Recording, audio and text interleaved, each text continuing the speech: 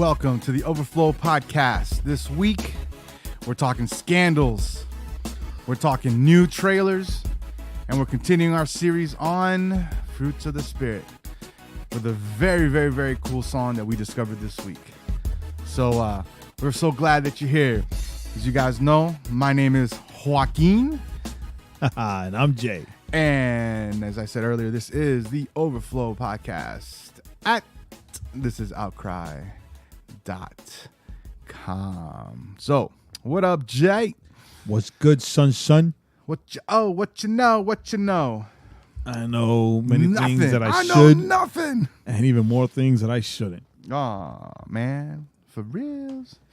So, as always, man, this is the end of the week. We're so glad that it's over. You got a busy weekend coming up. Doing a little traveling. Yeah, I do. Have a little fun trip to Nash Vegas. You guys gonna be going to Jenny's because that seems to be the one place you guys always go. I didn't even think about going to Jenny's. In Las Vegas. Let's be real. You guys, as soon as you guys pulled it to Nashville, your wife would be like, "Let's go to Jenny's." I really didn't think about going to Jenny's. I was like, I have like this whole thing set up, and I found like a new Holland's drummer. I forget her name right now. Right. She posted like something on Instagram, like some other ice cream place, which is funny, right? Because we love ice cream. No, I was gonna say something that I maybe should not say. Yeah, don't say it. But well, when we met on the cruise, she was saying how much she loved Jenny's. But then she posted like some other ice cream place. I'm like, oh, hey, it's a new place. Interesting, right? So, yeah, I wasn't thinking about Jenny's at all. I was thinking about going to this new place. The new place. That's the thing, right? Because we've been to Nashville a lot. We've been a few times, yeah. So, I want to go to different places and do different things. Right. Or just do things, because a lot of times we just do the same thing. Right. So go to like the Grand Ole Opry Museum. Yo, I've been to there. They have a museum, right? Yeah. Yeah, they do. I've been there. I took Junior's family there. And it's actually really cool. Of course it is. Museums in general are pretty cool. It is really cool. Says the nerd. Yes. And I do want to go there. Yeah. Because, Mike has never been. Yeah. That's like, there's that Detour app that I told you about. Right. That does the walking tours. And so this week they sent me an email and they were like, hey, or maybe it was last week for this past weekend, but it was like, hey, free tour, just choose the tour you want to do for free this weekend. Cool. And I was like, so I'm looking, and of course there's nothing for Atlanta. I was like, man. Of course not, because Atlanta is so loaded with history. They probably can't map it all. They can't map it. But I was like, man. And then I thought about I was talking to our friend Laura, and I brought up, we were talking about like Times Square, because she says that a couple weeks back she took Jada to Times Square. And I was like, yeah, I've been to Times Square. I love how you say my friend Laura instead of our friend Laura. I said our friend. No, you said my. I thought, you said my. Did I say my? I thought I said our. In my head, I said our friend. You said my, so I thought you were talking about somebody else. Oh, my friend Laura. That's okay. She could be your friend. Well, the way we fight sometimes, I don't know. I don't have those fights. You don't exasperate her. So that's what I exasperate people. So she was talking about how she a couple weeks back she took Jada to Times Square, and I was like, yeah, I've been to Times Square. I said, I like it enough. It's a fun little walk around. She was like, you tourist. And I was like, yes, I am a tourist. I love doing touristy things. And I like doing local things. I like to have like a mix, because it always seems like people that live in cities, whenever you go visit them, they never want to take you to they never want to take you anywhere because they don't want to be like tourists in their own city. And so then they never see the cool stuff in their own city. I'm sorry. That's right? not me. Like, when family or friends, whatever, came to New York for the first time, I love taking them to see like the Statue of Liberty, taking them on the Circle Line that goes around the bay. Right. Right. I love doing all that with them because I loved seeing their fascination, right, with like my city. I think it's dope. Right. Oh yeah. Look over there. Oh, look over there. Oh, yeah. You know, like when we drive to New York and every time we go over the bridge, I'm like, look, you can see the Statue of Liberty for you. Right. I love all that. That's every time we go to New York. Every time Jay's the one like pointing out the Statue of Liberty. I mean, well, but you know, it's because those touristy things, usually have some history or they have some like just kind of really neat thing. I mean, it's just, tourists go see it because it's a significant thing. You know, to be a New Yorker and talk about, I want to go to the Statue of Liberty. I'm like, dude, like that's iconic, like the Statue of Liberty it's an icon. It's an iconic New York thing. It's in everything. Every movie, when they ever fly to New York, right, there's always a shot of the Statue of Liberty. Because people know when you see the Statue of Liberty. Even though New York is a no-fly zone. Right. The Statue of Liberty is on a no-fly zone. Right, but you still see it though, right? Like that's the thing though. Every time they fly it, you see it's like the Statue of Liberty. Why? Because then you know that's New York. Yep. Right. Anything in New York, you're going to see, they're going to show any movie or whatever, they're going to show the Statue of Liberty and they're going to show the Empire State Building. Right. Right? Because they're New York staples. Yeah. Yeah, those are it's like it's symbolic. Yeah, they're icons. They're icons. Mm-hmm. And I think it's kind of sad, it's kind of silly when like native New Yorkers are like, it's touristy. It's like, yo, that's what I want. That's your icon, yo. That's New York. Like that's which is funny to me, right? Because like no one cares about Brooklyn or the Bronx or Queens or nothing. No. But people go there like, oh my gosh, that's the Statue of Liberty. Especially oh my gosh, when they go, that's the Empire Empire State Building. For the first time. When they go for the first time, you got to take them to the icons. You got to take them to the Chrysler Building. You got to take them to the Statue of Liberty. You got to take them to the Empire State Building. I always get this wrong. You got to take them to Times Square. Penn Station? You got to take them to Grand Central Station. Right? I always say Penn. What's with me and Penn Station? I have no idea. I need to go to Penn Station so I can get it out of my head. Right? You got to take them to Grand Central Station. Right. Like all places I've never been to, all the times I've been to New York. Jay's a terrible tour guide.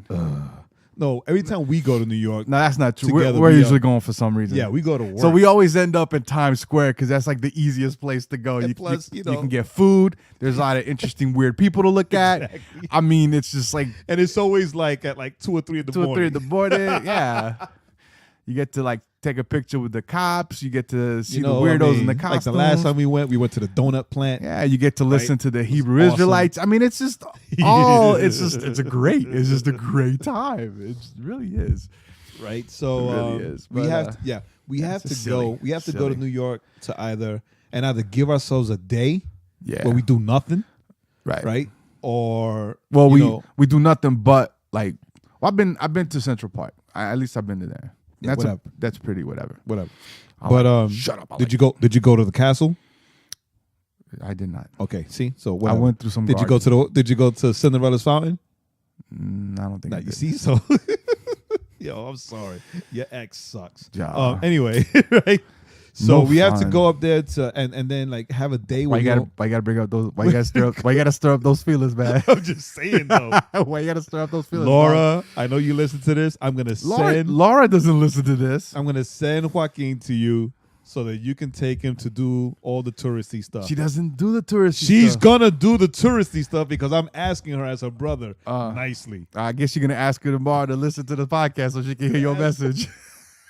Because I've asked her, she won't listen. And right, where we don't do anything. Because the last time we went, we tried to have a day where we don't do anything, but we ended up going to Staten Island for the interview with Heesun. Right, to meet up with Heesun, to hang out with Heesun, which was great because I checked off all the boroughs. The 5 boroughs. I've been to all 5 boroughs.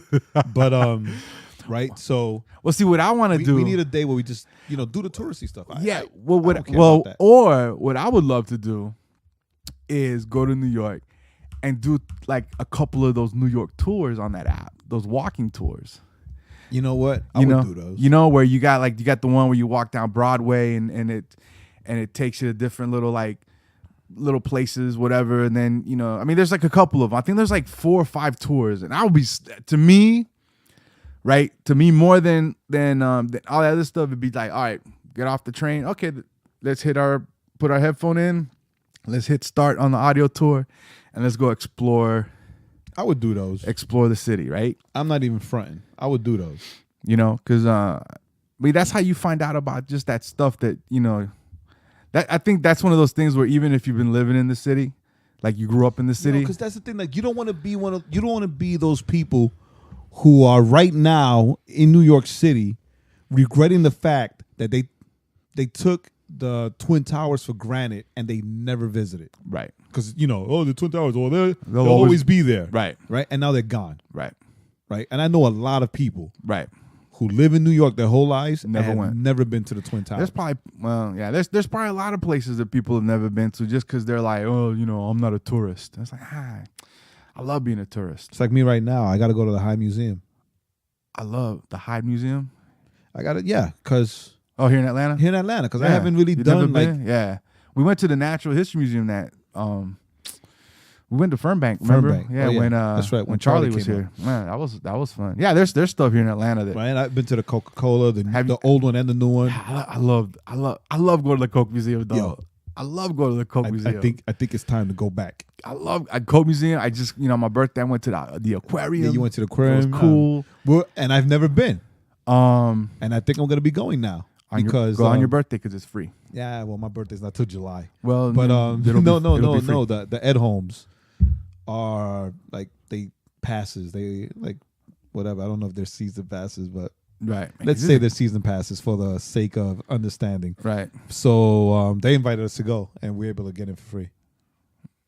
Yeah. So they were like, "Hey, yeah, Cal would love it," and I'm like, yes. Let's go for Cal. Yeah, and what's cool is that you can walk it all, even with taking your time, and you can get it done in a couple hours. 'Cause it's not real big.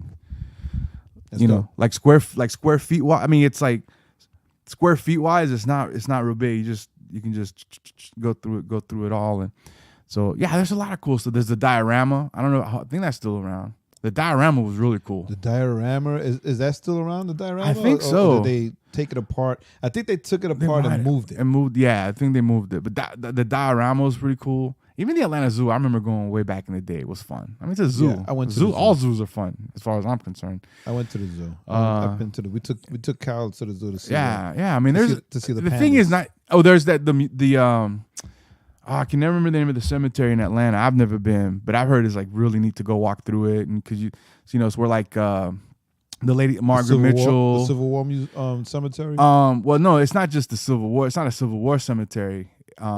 Like a lot of famous Atlanteans, were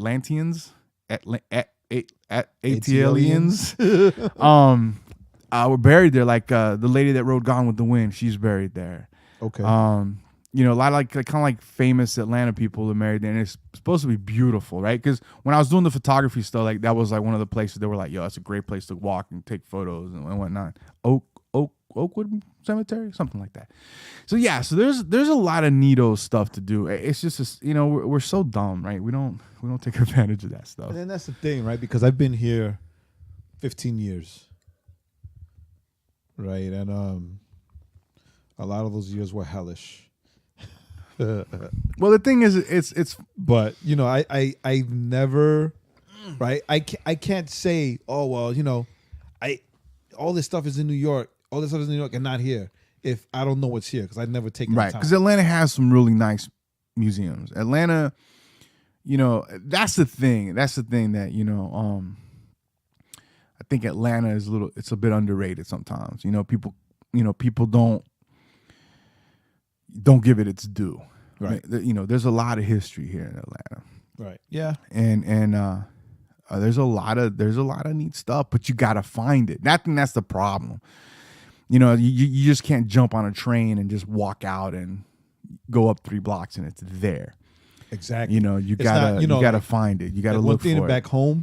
One thing back home is that even if you could jump on a train and go, like it's advertised everywhere anyway. Right.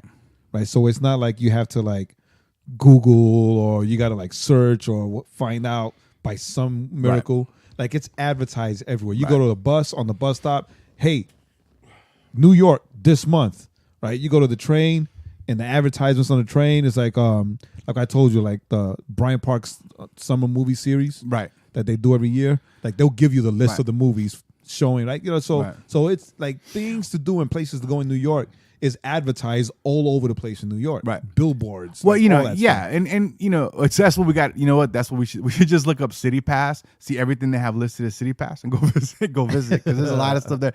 Shoot, even going to like the drive-in theater here in Atlanta. I've been there. Right? It was cool. Like I went with my ex when she had come down, and a bunch of us went. It was actually a lot of fun. Yeah, I went there with Magda. We, you know, but one of our dates. You know, it's a cool thing because drive-in theaters aren't around. Yeah, the only very, other very time few. I've been to a drive-in theater was when I lived in Seattle, right? So when I moved here, and I found out about it, I was surprised, and I took the kids one time. Yeah, I forget what movie we went to see, but then I went also when Magda and I were dating.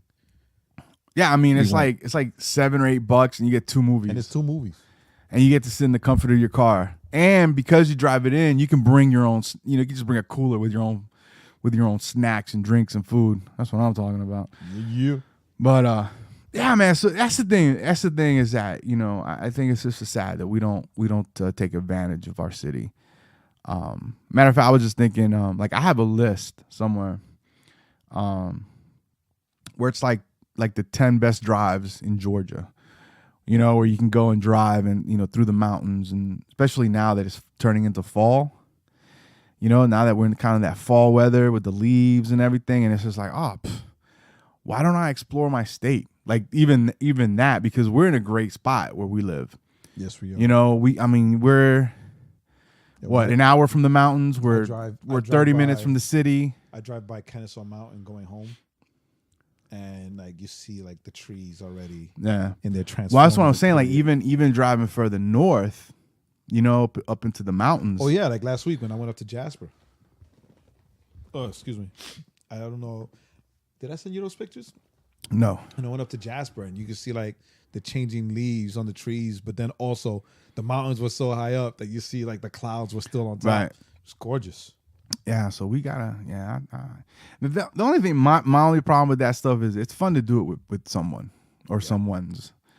You know, since I'm by myself most of the time, it's just kind of like not so much fun driving down the road by yourself, especially when you know you're like, oh wow, look at, oh isn't that so pretty? No, there's no one there. It's just me. Got to turn my selfie camera on so I can talk to myself.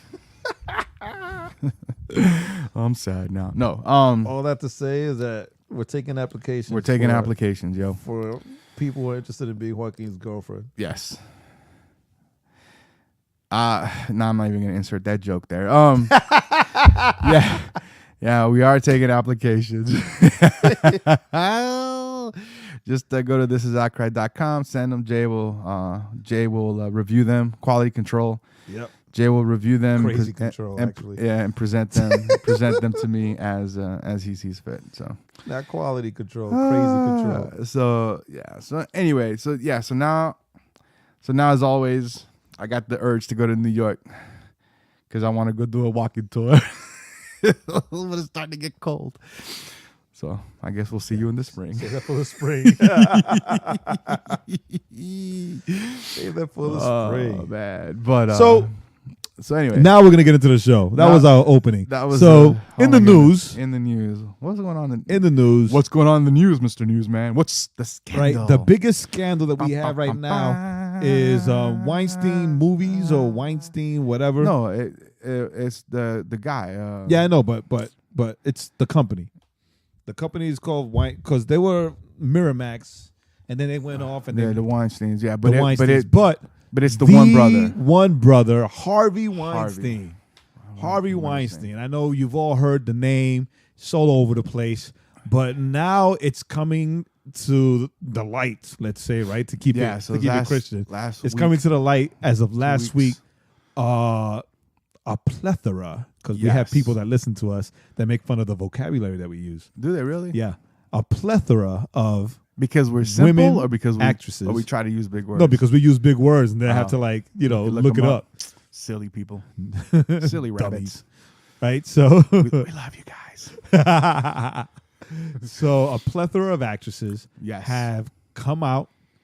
Yes, a gaggle, if Nice you will. one. Accusing or stating Yes, that Harvey A lot of Weinstein harassed them sexually. sexually harassed them and or raped them and or raped them, right? And or raped them.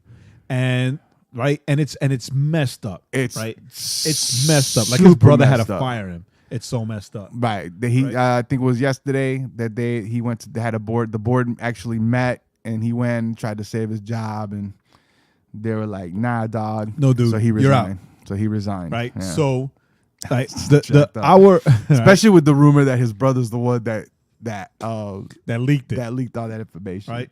Never trust family. But like a lot of like quote unquote A-list actresses, right? Gwyneth Paltrow, A lot of well-known. Angelina Jolie. Yeah. Who else was on there? Not that well-known because I don't remember.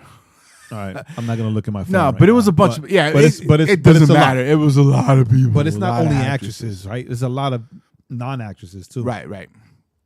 And our take on this is two-sided. So let's put our disclaimer. Right, it's two-sided. Let's throw up our disclaimer, right? And it's a sincere disclaimer, right? Yeah. We are not justifying anything that he's done. Nah, I personally, if he had been my sister, I would have whooped his tail. Oh my goodness, forget about it. It would have been a beat down.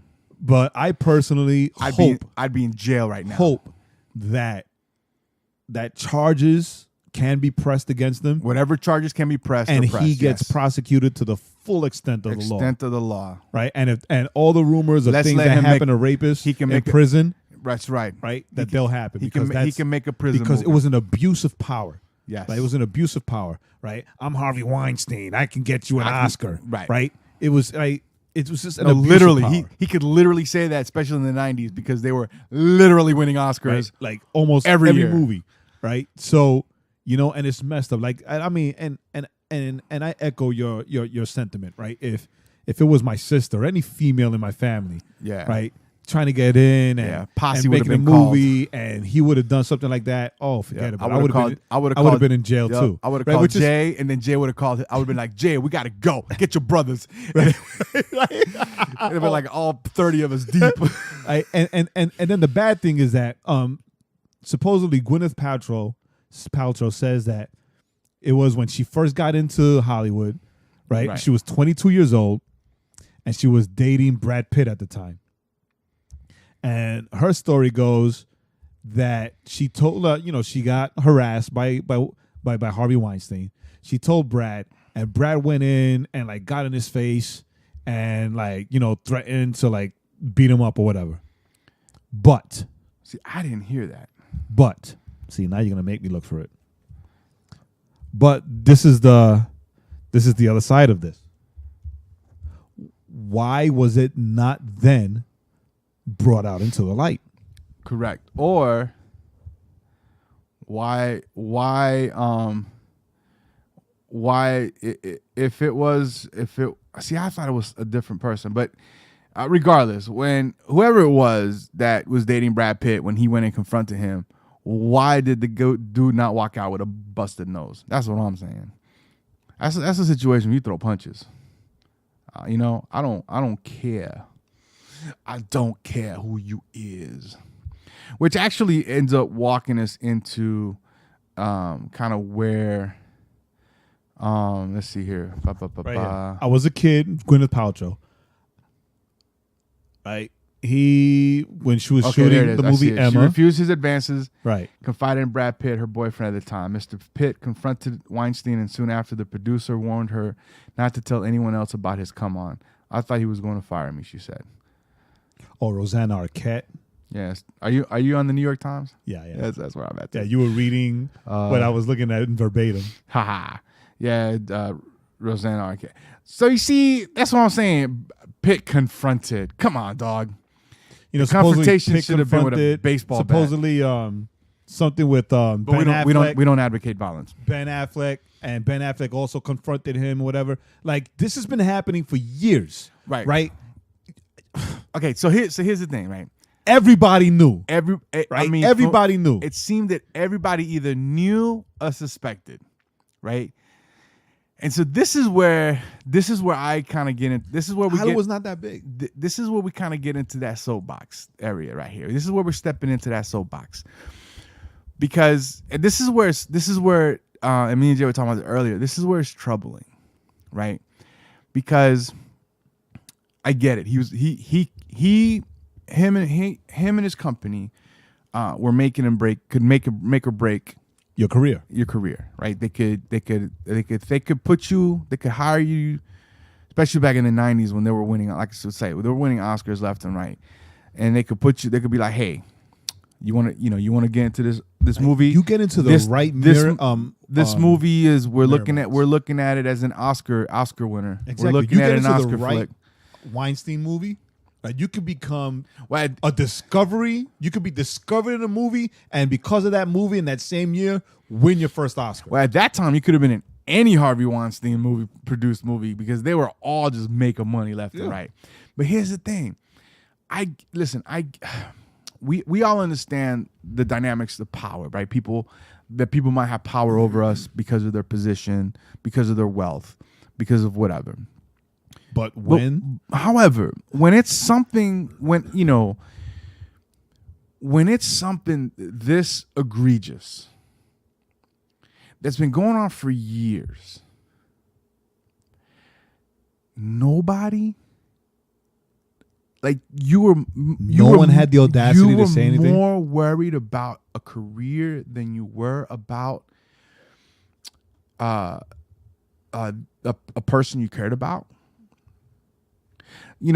We're listen, and it's not about blaming victims, and it's not about saying, well, because we understand. I understand, right? As much as I can understand it, when these things happen, sometimes it's embarrassing, and you don't want to talk about it because it's embarrassing, and you don't want to ruin your career. I get that. But something that was essentially an open secret, and no one said anything.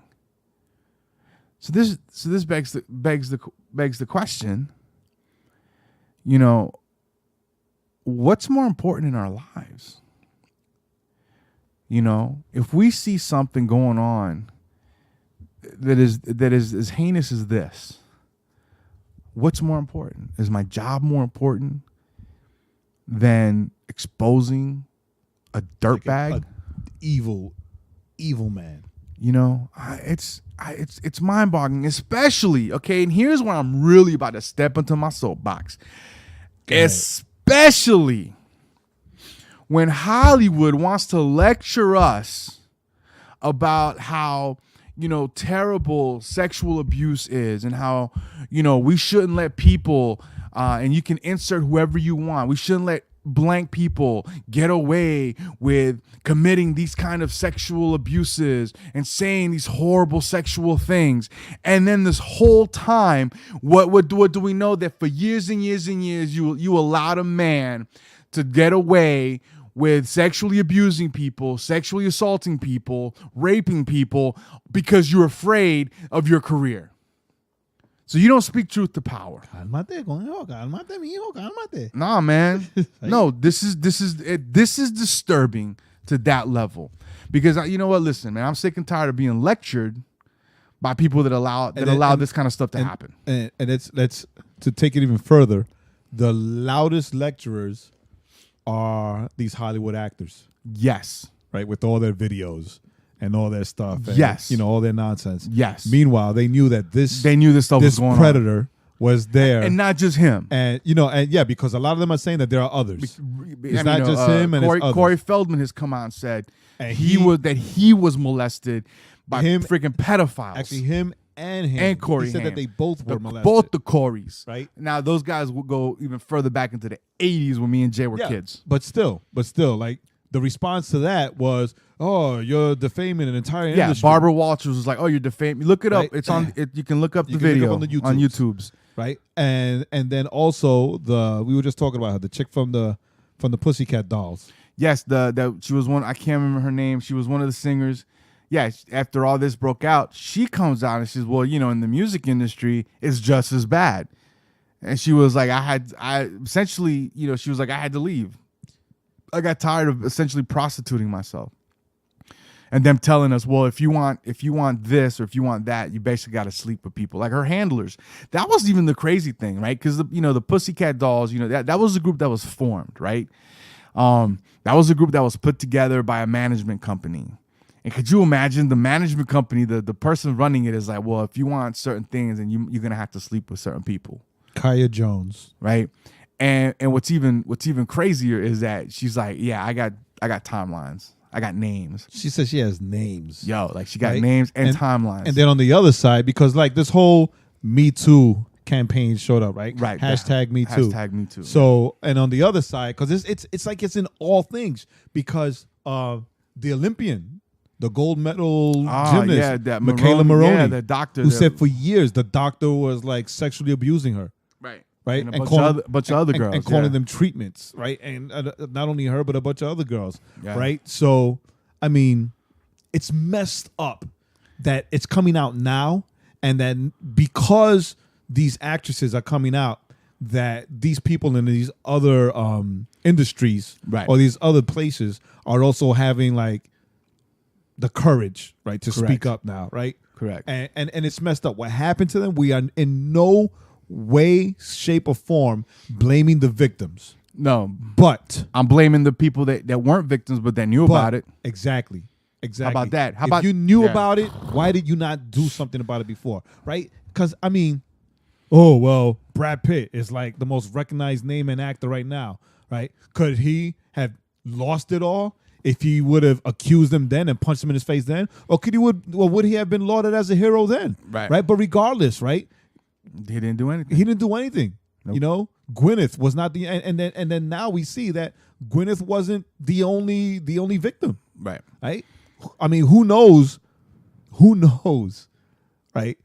How many of those victims he could have saved if he would have exposed it then? If anybody would have, this guy who wrote scripts for the Weinstein Company, and he was like, yeah, they bought some scripts from me. Like he was like, yeah, everybody knew. He put out this thing I think it was on Facebook. He was like, I read some of it. He was like, everybody knew. Like, no, everybody knew. I mean, do you get that? Everybody, people that were being hired or not being hired. I mean, Courtney Love, right? She it was a roast, and there's a clip out there where they asked her, well, what kind of piece of advice would you give any young inspiring actress out there? And her response was, well, I might get sued. I need to be careful what I say because I might get sued for libel. But I mean, let me just say, if Harvey Weinstein invites you to his room, don't go. Yeah. I mean, and that was way many years ago. I mean, look, and what upsets me, I mean, it's upsetting that what happened, and it's upsetting that people want to oh, we need to expose, they cheer the people that like the WikiLeaks guys, these people, oh yeah, they're speaking truth to power, they're releasing the things the government's doing in secret. Or, oh yeah, look, it's good. The Catholic Church is so corrupt, and those priests needed to be exposed, which is true. Very. Right. But then when it comes to their industry, when it comes to what their thing, no, my fame is more important. Right. My career, my making money, not even my career. Behind. Let's take that. Making money, making millions is more important. My dreams are more important than my morality. What are we willing to sacrifice? Are we willing to step out? What's the real price that you pay? It's just so maddening. It's so maddening. Especially when it's like I said earlier, especially when it's these same people that lecture us and want to lecture us about, how, we need to stop bullying, and we need to, if we see people get bullied, we need to stop it. Right. Which is true. Right. We're not saying that it's not true. It is true. But yet they allowed this stuff to happen. These very same people. You know what? And that's being a garbage person. To borrow a phrase from a dude on YouTube, you know, that's being a garbage human. A garbage human. You know, you knowing these things and then coming out like, well, I didn't know. You knew. Because it seemed like everybody knew. Because all of a sudden now everybody's like, well, yeah, we'd always heard things. You know, it's like, what? So, okay, anyway, let me. All right, well, let me step down. All right, step down. Putting it to the side. All right, what's next, Jay? Why don't you bring us up? What you got? Something lighter. Something lighter? Yes. No? You don't have anything lighter? Man, the Punisher, the new Punisher trailer is not lighter. But it is lighter. Listen, cartoon comic book violence is better than real life dirtbag assaulting people. Well, the new Punisher, the second Punisher trailer came out today. Today. Yes. Amazing. And I saw it like 3 times. Yes. Right? Because, you know. So sick. I mean, you got to watch the story. You got to watch what's going on. And then I won't even call myself an ex-Metallica fan, but a Metallica fan like me loves the fact that these trailers are being put to like the old school Metallica music. Like, I thought you were the Christian. good Metallica music. I thought you were a Christian, Pastor Jay. I am a Christian. You can't be listening to Metallica. I don't anymore. I just played the trailer over and over and over. I played the trailer because you had to see it. Dude, it was amazing. It was. Right? It was amazing. It's going to be, it just seems like, you know, it's like Ben Affleck is Batman now. Right? He's the best. He's the best. And his brother's the Punisher. He's the you know, Ben Affleck is the best. That was a joke. An accountant. Oh, the accountant. That's right. You know, we're like Ben Affleck, the best Batman. Best live action Batman. Period. I think we got the best Punisher. Live action Punisher. Hollywood has tried. Period. Dolph Lundgren. Who would you say is the worst? For me, is the guy you just mentioned. Yeah, you know, would he be the worst? I think maybe, yeah, but maybe because of how the story was back in the. You know, we should. You won't do this. I'll do this. But we should just get all the Punisher movies and just watch them. Angel would do it. No, I would do it. Angel would join us. I would do it because Warzone was. I love awesomely Warzone. Violent. Yes, I mean, you know, I just watched like Dolph Lundgren's, Thomas Jane's, and I actually like Thomas Jane's. Yeah, it just wasn't. It didn't have enough violence for me. Yeah, That's the only. It was more story. It was more story, which is, you know, listen. Whatever. Which is funny, right? Because the quote unquote prequel that was done for YouTube, that YouTube short, had a whole lot of violence. It was really good too. It was dope. Yeah, and then you had the Ray Livingston. Was that the actor? That's the guy from Warzone. Right. That's what I'm saying. They had him from Warzone, and then you had now you have Barenthal. And it's funny, right? Because Bernthal, it was never in the plans to give him his own Punisher series. Right. He was just going to have an appearance in the Daredevil series because, you know, it's Daredevil. That's how it is in the comic books. And but that's it. But he killed it, man. So I was telling Vince from work today that I think the best thing that happened to Bernthal's career was getting killed off The Walking Dead so early. No, actually, no, it wasn't that.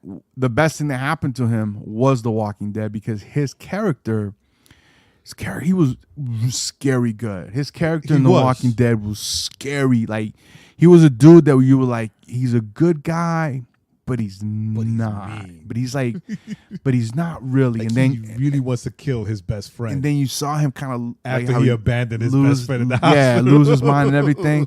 And I mean, I don't know what else he's been in. That's the first time that I know. That's the first time that I've noticed him. And I thought he was awesome. But that's what I'm saying. Like, they killed him off, and right? then now he's like doing all these movies, and he's doing these shows. Like, because he was dope in Baby Driver. Right? Yeah. Even though his it was a small scene. his role there was small, but he was dope in Baby Driver. Yes, he was. Like his presence, just like it commands your attention. Right, he really hasn't had a whole lot of leading roles. Big roles. I think I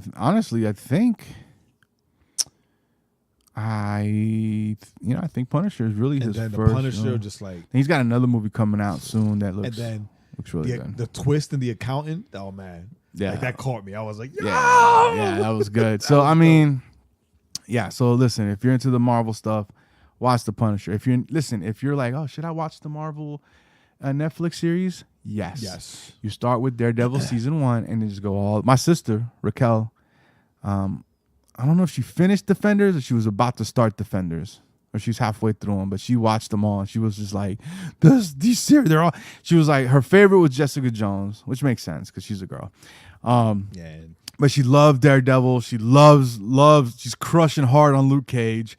My least favorite was Jessica Jones. And then I even though they had the best villain. Yes, and then I was just like, I said Iron Fist is the one that most people don't like. It's okay.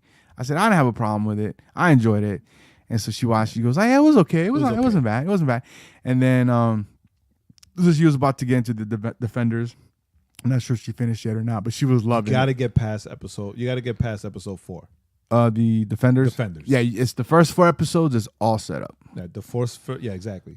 Like it sets up the rest of the series, and then it's all set up. But then the last 4 episodes is like bam, bam, bam, and it's only 8 episodes, right? So come on, yeah, you can like kill it. You can kill it in 8 hours. So that's one Saturday. So the best thing about or a Sunday if you don't go to church. The other best thing about the Punisher series is that it comes out the same day that Justice League comes out. So me and Jay have got it mapped out. We're gonna go to the Mall of Georgia.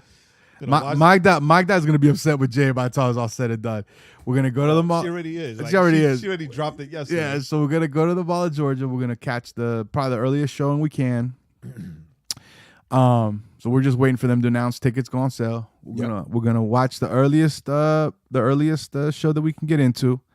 Then we're gonna drive back to the house and binge watch the Punisher. Until we either can't feel our legs anymore, our hearts stop, or it's like Jay goes, yeah, I need to go. I'll be back tomorrow to finish. I'll just watch it in my house. Yeah, but I'm gonna have it in Ultra HD 4K. Yeah, I don't care about that. You will when you see it. You will when you see it. Yeah, so we got that. We got that going on. What else? So that's exciting. And then the other cool thing that happened, just more a little lighter note, is they finally released the last Thor trailer before the movie comes out. Thor Ragnarok. And another trailer too. It just hit me. And what's the other trailer?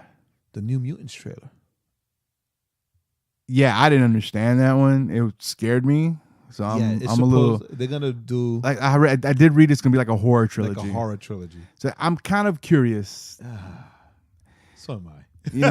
Because honestly though, I think I don't know anything about the New Mutants, but I know it's kind of horror, which I'm not really into, but I kind of like because it's gonna be different. Yeah. It'll be a different take.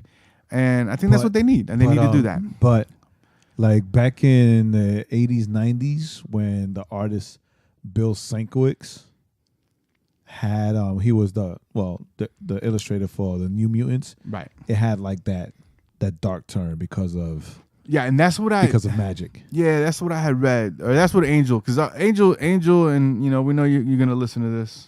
But Angel's always he's the Marvel guy. He's the Marvel guy. If he could marry Gambit, all the Marvel characters, he would, especially Gambit. Especially Ryan Reynolds played him.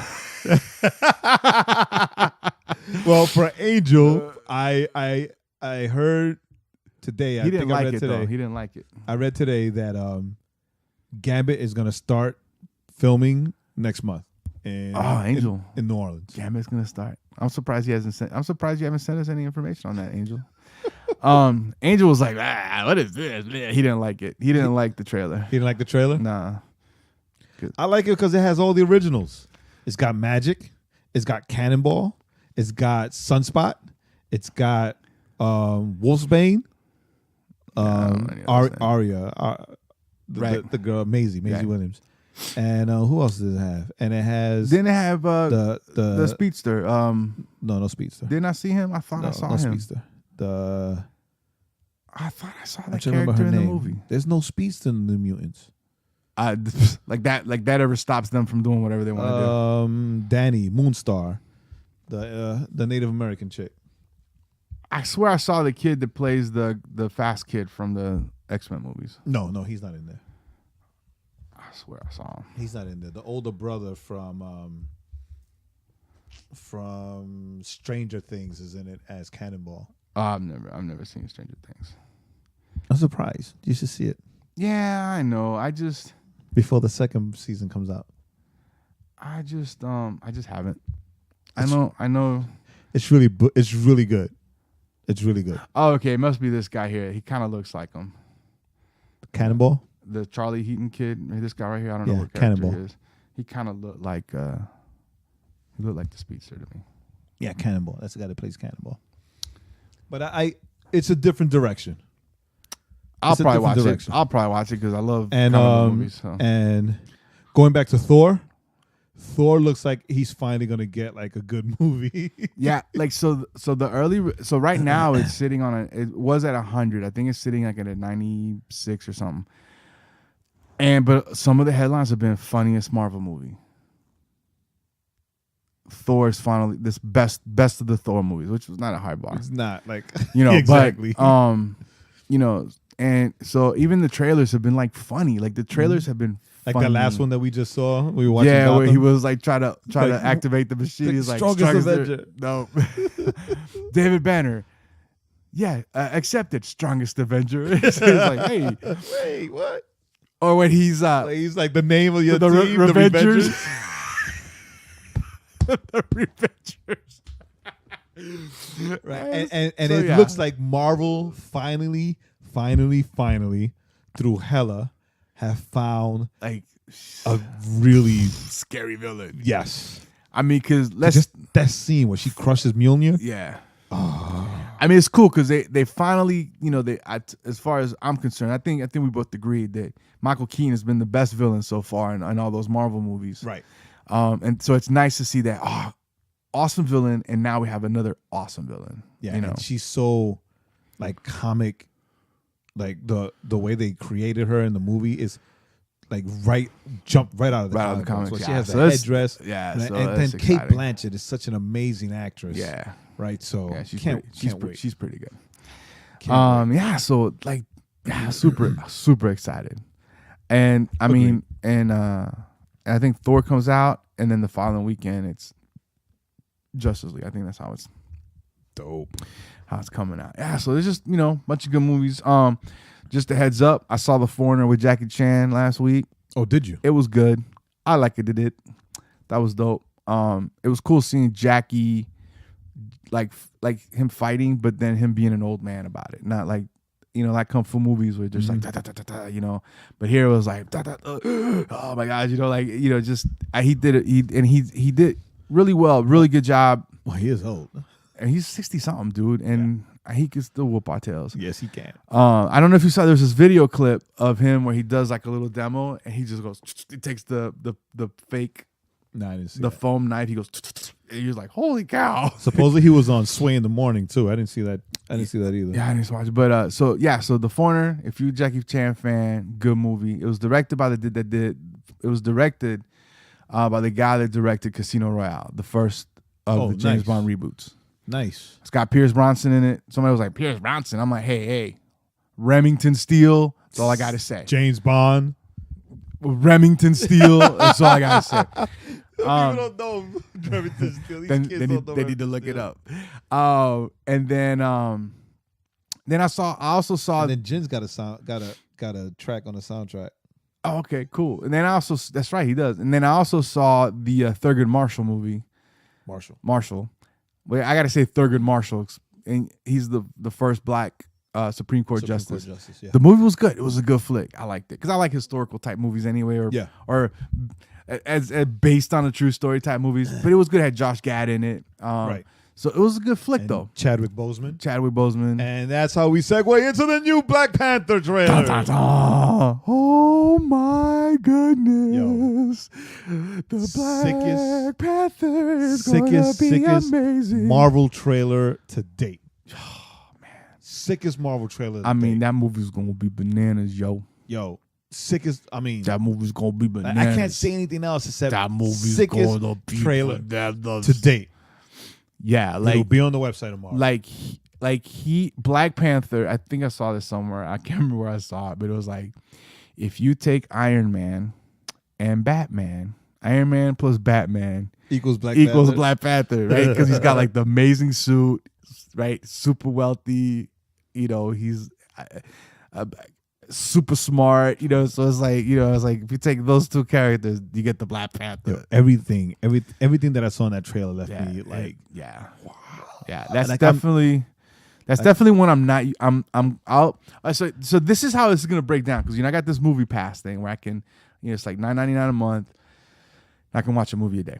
So when it comes to like Justice League, Thor, Black Panther, I'm gonna watch it in IMAX. Those are IMAX movies, right? I'm gonna pay and watch it in IMAX. Then the next day, I'm gonna use the movie pass to go watch it at a regular movie theater screen, because I know I'm gonna watch those movies at least twice in the movie theaters. Yeah, because I'm that loser. I got nothing else going on in my life. no, but that's what I'm doing. You would need to, because like the first time you're like so wrapped up in the awe of it all, right? And then the second time you can see it a little better, break it down a little better. Yeah.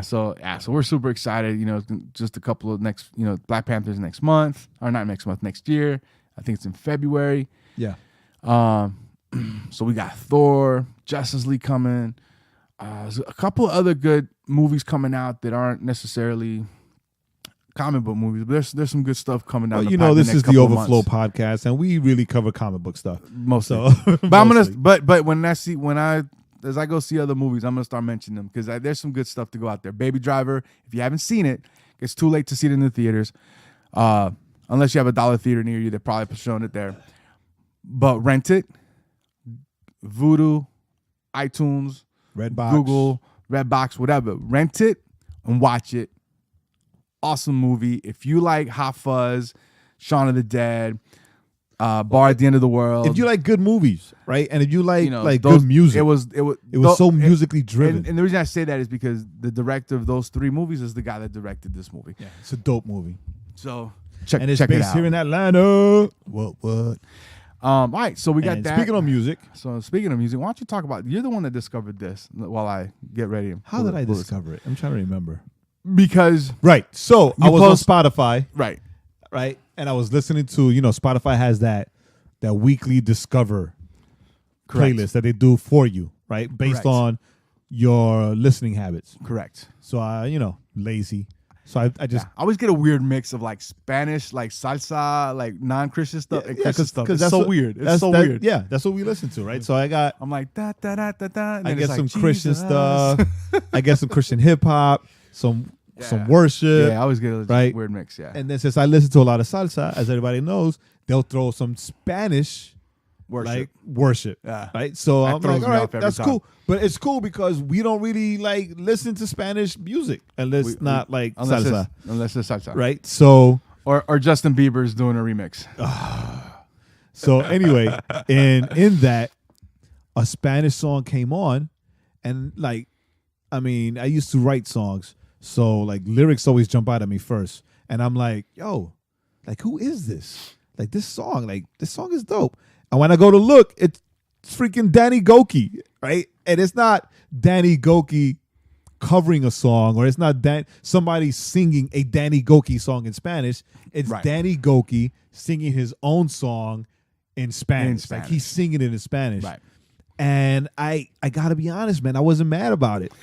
So that segues into, so Jay posted on I think on Facebook, on Instagram, and he was like, at Danny Gokey, we're gonna have to talk, or we need to talk. It's like, hey, Danny Gokey, we need to have a conversation. That's what it was. And then he put the little emoji, the thinking emoji, and so I'm looking at it. So immediately I'm like, why is Jay beefing with Danny Gokey? What is it about Danny Gokey that Jay didn't like? So I pull up, and why do you have to automatically think I'm beefing? Because when usually you beef, if it's a gringo singing a song in Spanish, you beefing. So I said, True.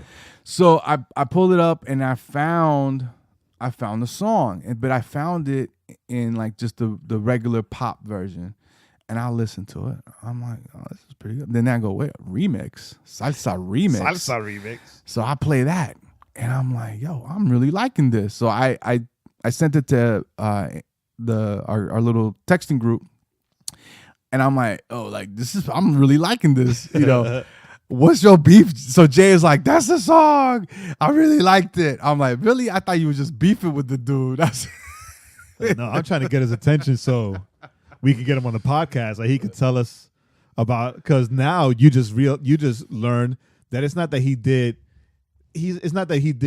an English album and then did translated like one or two of them in Spanish. Right. He did a full album. Right. He did a full Spanish album. Right. He did the English album, and then they redid the whole album in Spanish. And it's dope because he's singing it and he sounds good. And he sounds good, right? There's only a few words you can pick up the accent. You can pick up the gringo accent, but it's not like really strong. Right. Right. So it's dope. So Danny Gokey, if you're listening, we would love to get you on the podcast and talk about this project that like slipped through the radar for us. Yeah, because it came out in 2016. And he's already got a new album out. And he's already got a new album out. So and it's dope, man. It's dope because there are a lot of gringo singers that try to translate their songs to Spanish, and that gringo accent is so strong, it's annoying. Yeah. But he did the thing, man. Praise God for that. I love it. Jay beeps. So I do beef because there are a lot of Spanish singers that can do it. So it's Danny. Apparently there isn't. So it's Danny because they're not doing it. It says Danny Gokey. The song is called La Esperanza Frente a Mí, Salsa Remix.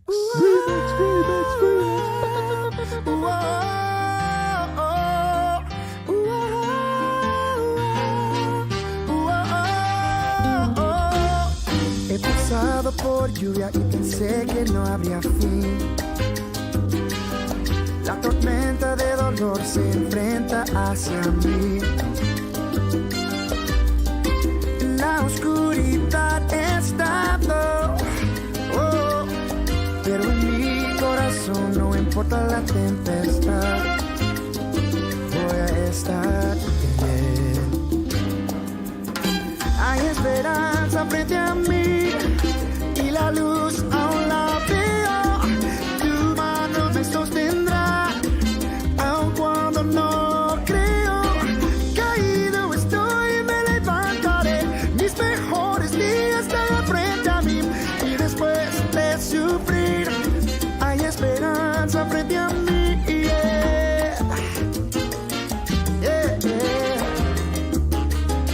La tormenta algún día llegará a su final y el dolor y sufrir en olvido quedarán. Levanta la vista al cielo, el sol está saliendo. Es tiempo que des cuenta que vas a estar bien. Hay esperanza frente a mí y la luz aún la veo. Y tu mano me sostendrá, aun cuando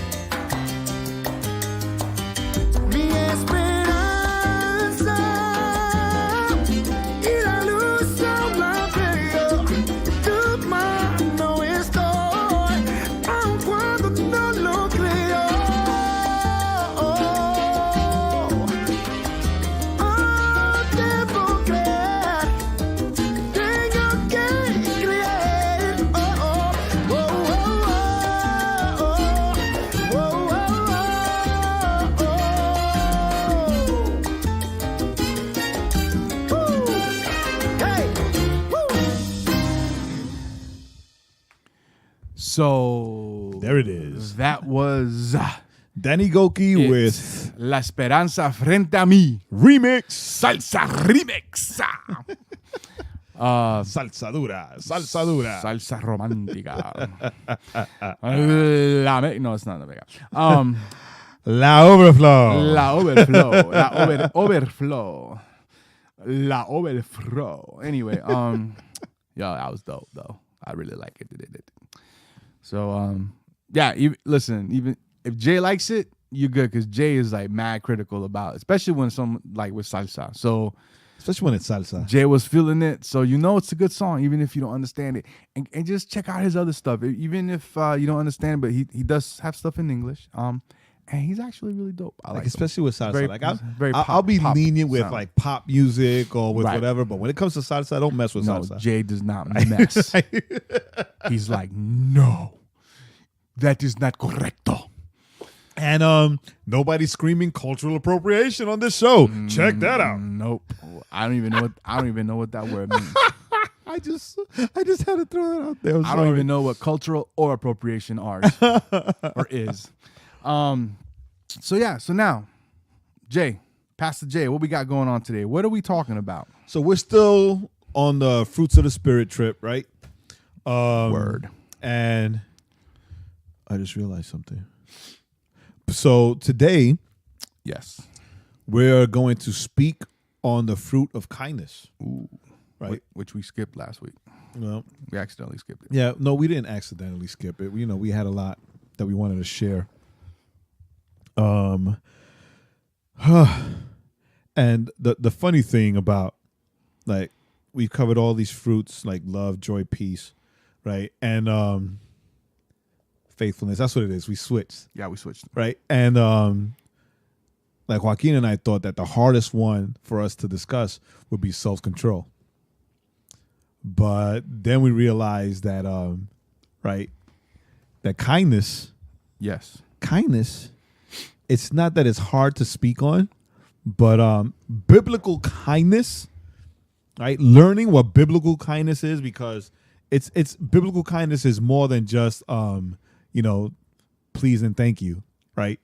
Correct. So learning what biblical kindness is, yes, it's not that it's going to be hard for us to speak on it. Please tell us. But it's going to be it's opened our eyes to like the vastness of it, right? How it covers so many things, right, that we are all failing in. Correct. Right? Correct. All of us. And when I say all of us, I include myself. He means himself, mostly. Not Joaquin. Not no, me. especially Joaquin. Especially not me. Right? So I'm super right, kind. So I have kind eyes. Yeah. Kind eyes. No, I don't. Sure. Right. So sarcastic eyes. But anyway, go ahead. We know that, in some translations, kindness is gentleness, right? In the for the KJV only fanatics. Thou knowest who thouest are. Nice one. Right? It's gentleness in your Bible, right? Yes. So the Greek word for kindness, and I don't speak Greek, nor do I speak Latin. Right. So I'm gonna pronounce this. Barely speak Spanish, so let's go ahead. What is it? I speak Spanish, Rob. Right. So verdaderamente yo hablo español. Yo hablo muy bien. You know what movie that's from? No, I don't remember. That's oh goodness, what's that guy's name? You're from the Mummy movies. Brendan Fraser. When he Blast from the Past? No, with the female devil, Elizabeth Hurley as a devil. She devil. No, I know it's bedeviled.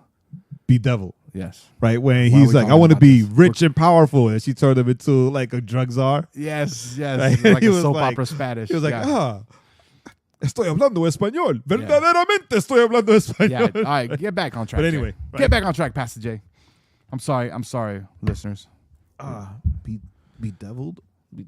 Anyway, so the Greek word is this is my guess, right? Because I don't have a Google pronunciation, but I'm gonna say Christotes, right? Which means benignity, tender concern, uprightness, right? biblical kindness is a kindness of heart and a kindness of act. Right? So I'm gonna skip down to the last part of the notes, and then we'll get back to all these other things with scriptural references. Right? But when we exhibit the kindness of God, right, the kindness that we get, and this has been like the overall theme, not just in our discussions on the fruits of the Spirit, but also the overall theme when you go to Galatians 5, 21 and 22, and you read the fruits of the Spirit, right? Because it ends with, those that walk in the Holy Spirit, right? So when you walk in the Spirit and you exhibit kindness, it's biblical kindness. It's the kindness of God. And the kindness, when we exhibit the kindness of God, we are tender, we're benevolent, and useful to others. Every action, every word will have the flavor of grace in it. That's like, you gotta, take a moment and realize that the flavor of grace in it, right? To maintain this attitude towards those we love is hard, but to express kindness toward those who are against us requires the work of God, right? So I don't know about that. I would argue that it requires the work of God for both. Right, true. So biblical reference for that is 2 Corinthians 6, 4-6 that says, "But as servants of God, we commend ourselves in every way, by great endurance in afflictions, hardships, calamities, beatings, imprisonments." Ready for this one? This is the one that caught me off guard. Riots, labors, sleepless nights, hunger, by purity, knowledge, patience, kindness, the Holy Spirit, and genuine love, right? Riots. Yeah, not right? Quiet riots. That is why kindness is a fruit of the Spirit, right? We don't think about those things, right? We don't think about those things. I mean, let's be honest, right?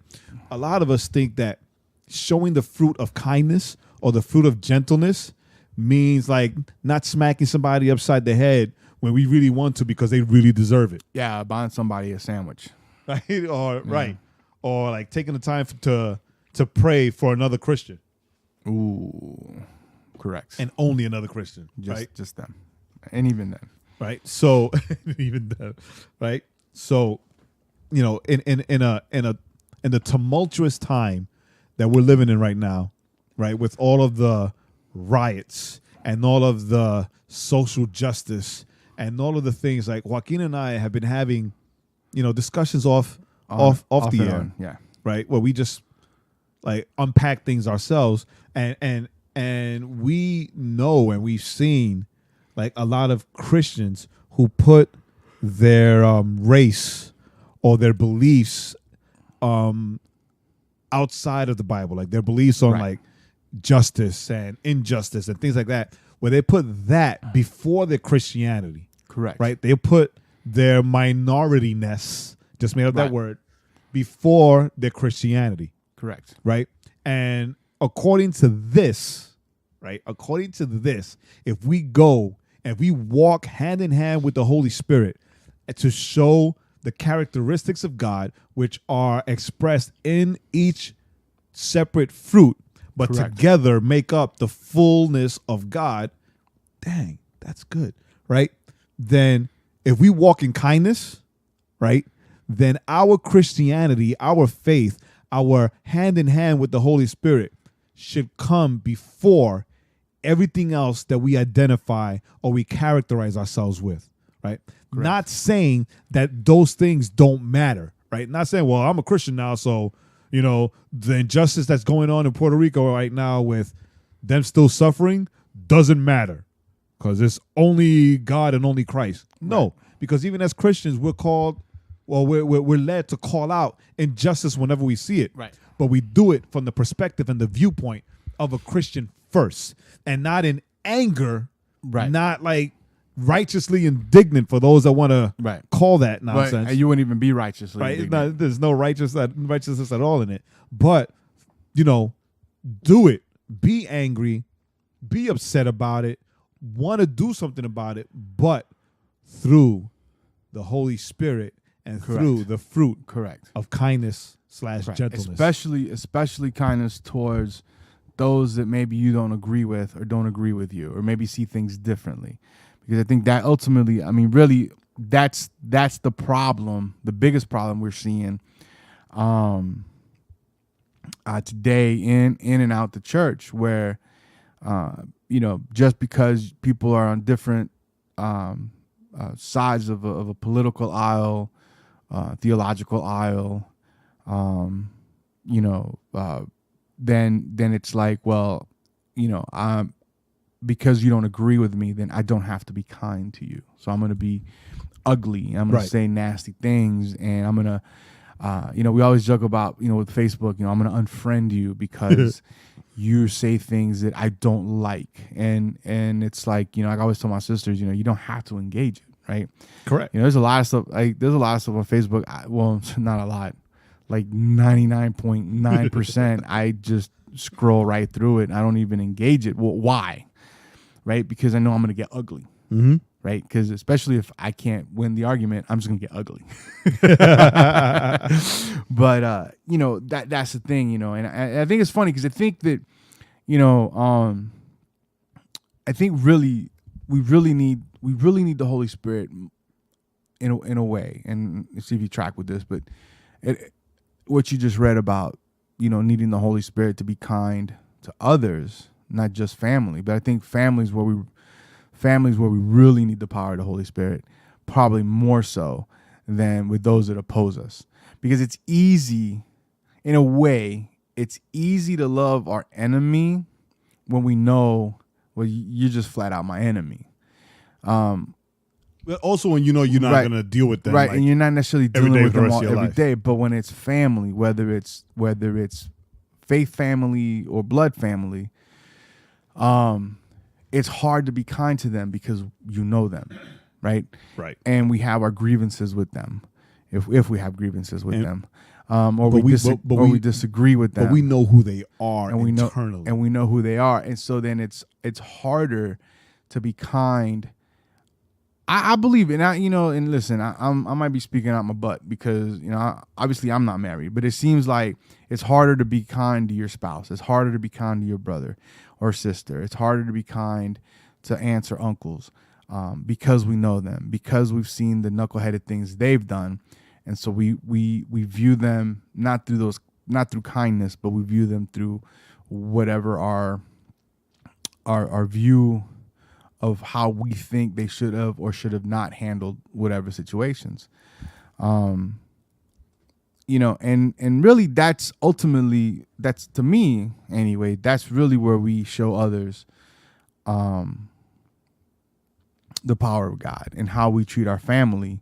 Yes. More so in certain, generally speaking, I think, and more so than how we treat strangers, right? Because, it's easy to love, right? It's easy to love someone that we like, right? Mm-hmm. It's easy to be kind to someone he's downtrodden, I'm going to be kind to him. That's easy. It's easy to go to a foreign country and be nice to orphans, right? And be, and give them things and bring them things and say, "Wow, we love you and God loves you." Yes. And smack your kids, when they step out of line. Yeah, but it's harder, right? It's harder to go to your sister or your brother, whom you think are idiots because they can't seem to make good choices, and be kind to them. And I think that's kind of that tension that we kind of wrestle with. Yeah, right. Kindness is a characteristic that led God to provide salvation for us. Like all these things, right? Kindness leads God to give us green pastures, quiet waters, and the restoration of our souls when we're weary. Psalm 23:2-3.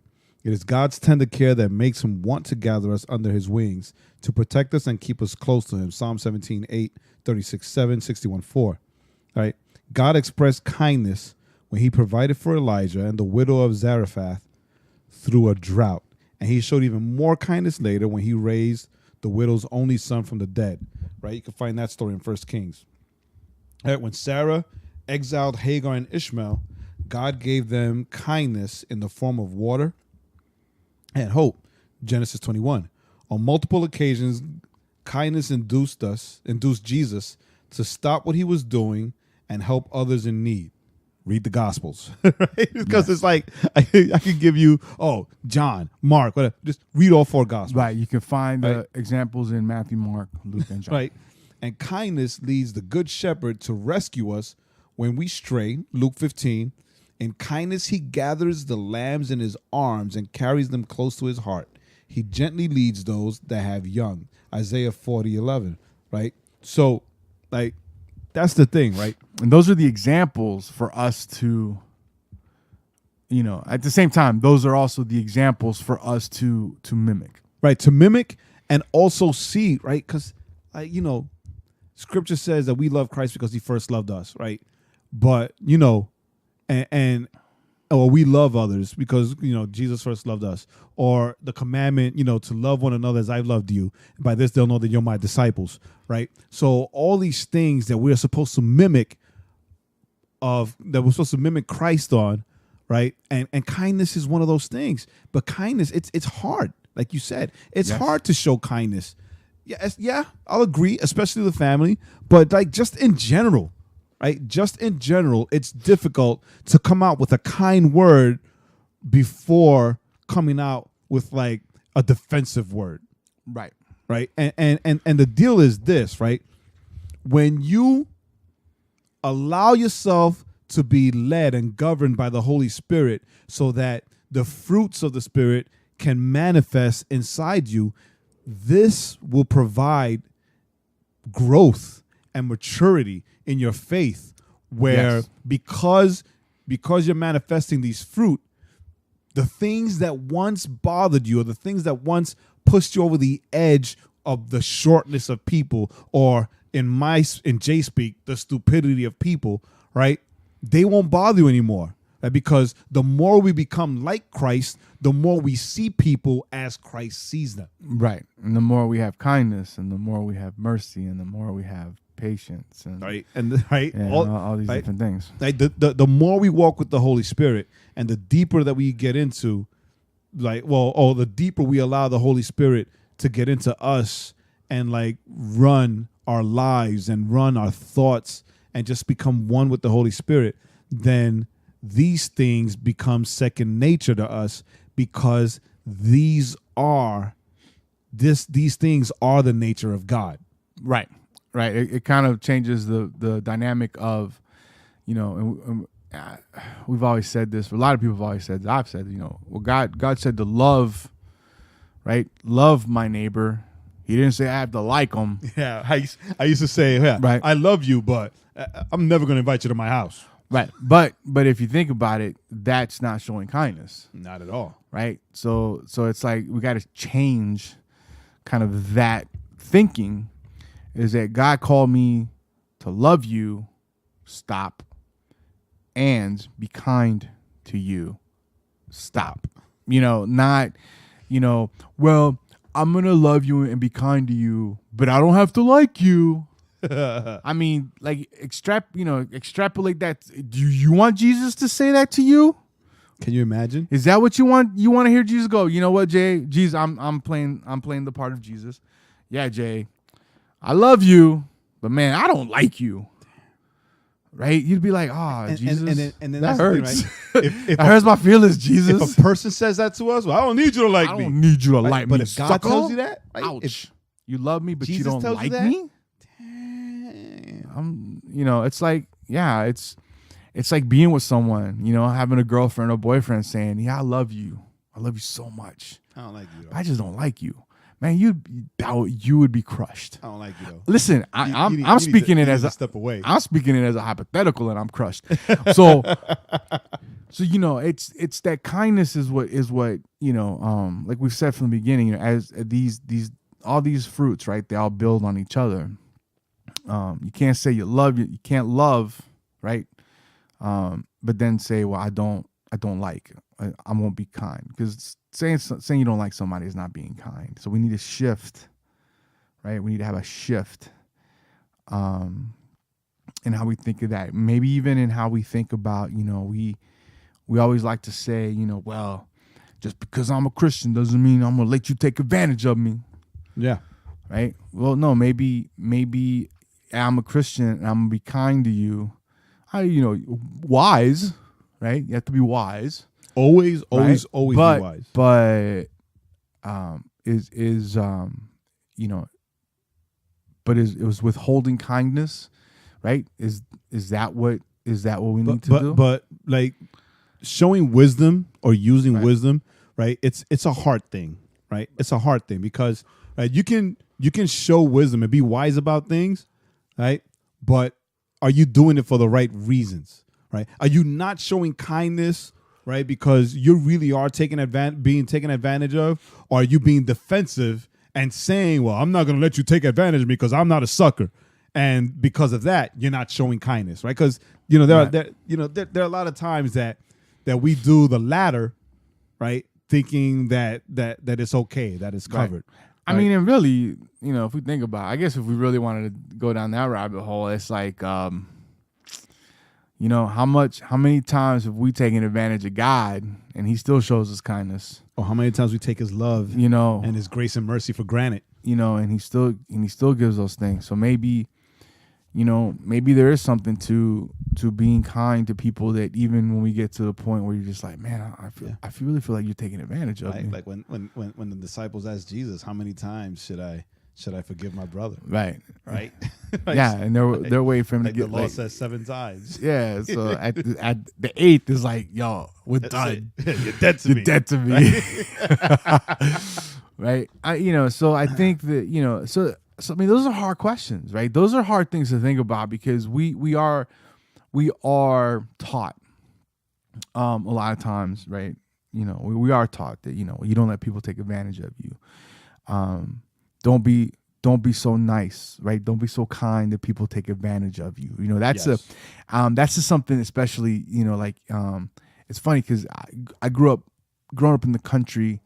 You don't see that hardness necessarily or you don't see that as hardened as when I was in Chicago. When I was doing missionary work in Chicago, or even like my experiences like with Chicago, New York, and like kind of like the larger cities where, right, that mentality is don't be nice because people take advantage of you, right? Don't be kind because people take advantage of you. Now, imagine if we flip that, and as believers, we're like, you know what? I'm, like what's the saying? If you can make it in New York, you can make it anywhere, right? So now imagine, and we're just going to use New York since New York is such an easy example, right? But just imagine if in a place like New York, right, you go, you know what? I'm gonna flip the dynamic. I'm going to be kind. I'm going to be loving. I'm going to be nice. I'm going to be the things that they tell you not to be. Imagine how that changes the city. Imagine how that changes your life. Imagine how you change and how through you God changes the hearts and the minds of those people that you probably see every day on your commute to work, that you see every day at the bodega, right? You see the same guy when you go buy your breakfast sandwich, or when you go buy your plate of rice, right? Rice and beans, right? You see the same people, but instead of flipping it, instead of going, so now we can extrapolate that to just our lives in general, wherever it is that we are, we tend to see certain people all the time. What if we show them kindness and we don't guard ourselves? But we open ourselves to that. Are you going to get hurt? Maybe. There's a possibility. Maybe. Are you going to be taken advantage of? Maybe. There's a possibility. But even in that, are you going to be showing kindness and love and gentleness? And all these things? But the thing is most definitely. The thing is that, right? This is I'm going to say something that may or may not be taken right. But, right, if you are showing kindness or you're showing the fruits of the Spirit, right, and you get hurt, right, then where was your heart in that action? Were you really doing it to show the love of God, right, to be Christ to those people? Or were you doing it out of your own strength, out of your own will, right, to try to prove that you can do it? right? Because if your heart's not in the right place, then yeah, you're gonna get hurt. You're gonna feel taken advantage of. You're gonna feel like you're wasting your time because people are people and they're just not good, right? I'm gonna flip that on you then.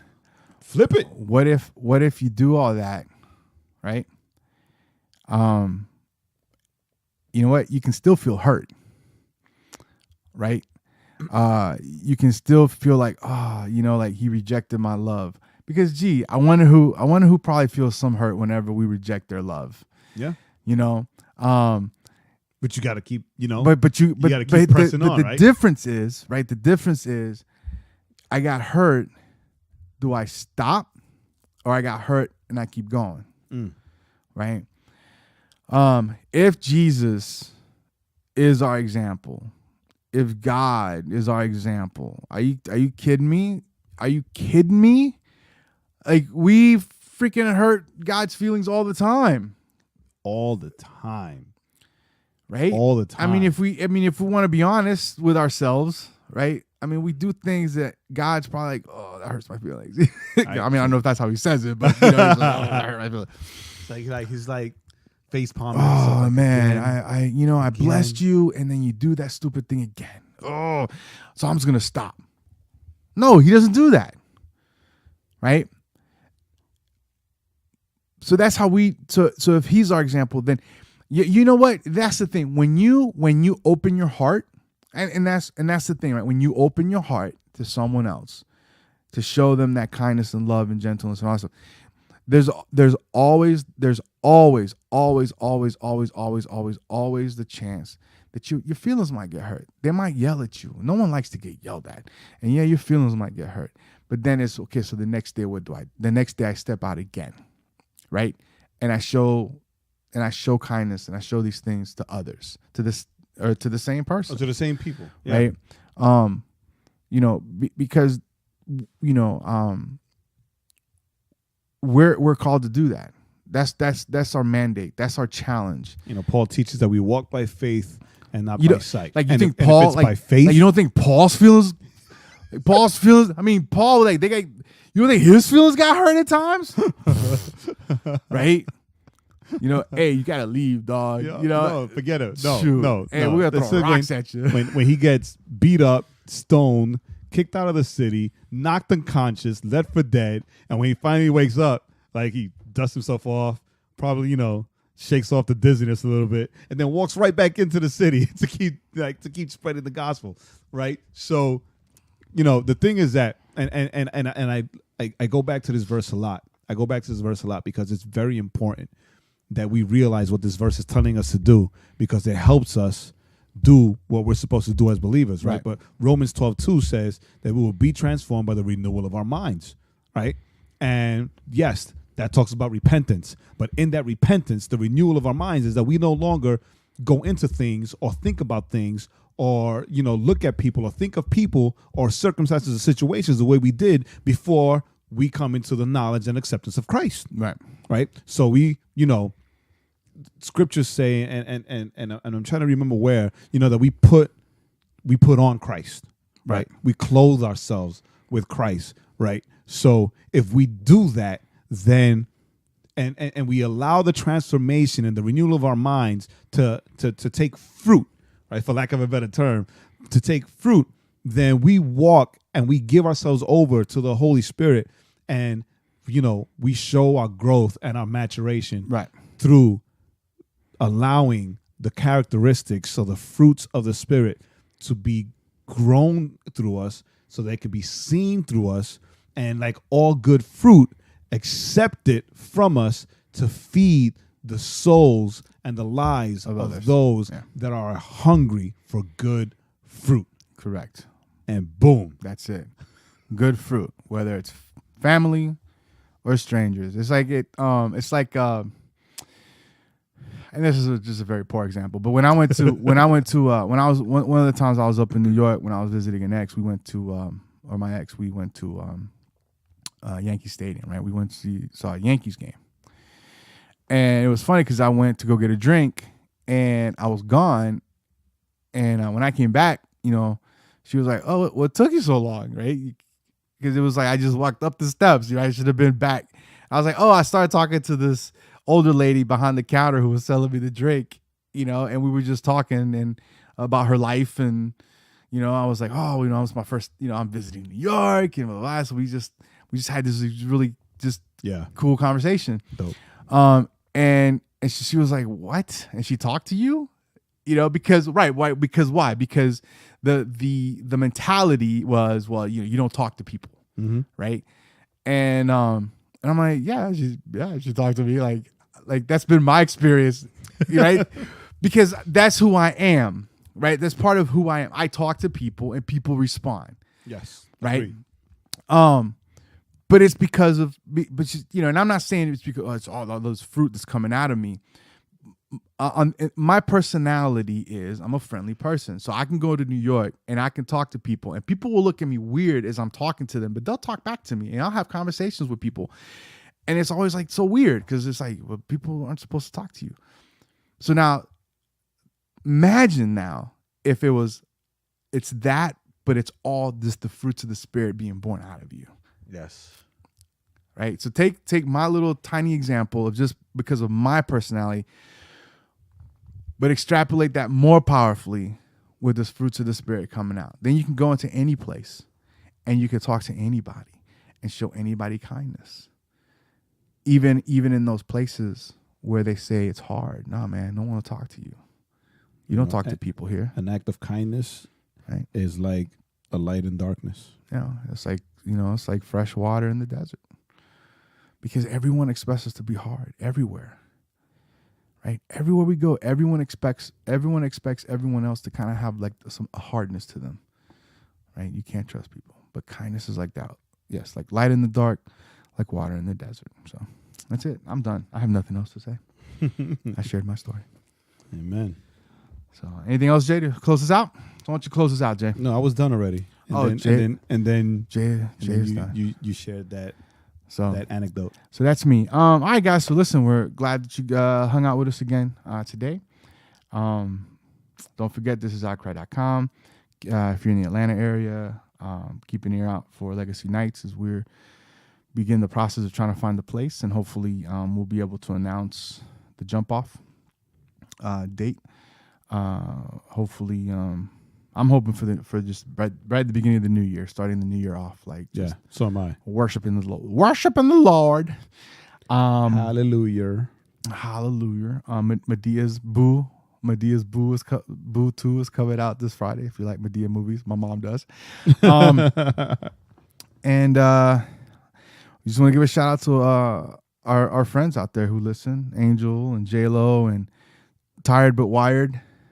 Is that the name? That's the name of the blog. The blog, Tired But Wired blog. I cannot think of your name. And Jessica. And Jessica, whoever you is. I don't know you. I know the other three. I don't know you. So we're glad that you listen. You can tell Jay, well, you told Jay you listen. So, and he'll be coming up with some 90 seconds with Pastor Jay. We're going to be bringing that back. Bringing it back. I'll work on making sure he does that. So, as always, go catch a movie, go pray, go read, go party, and however it is that you like to party.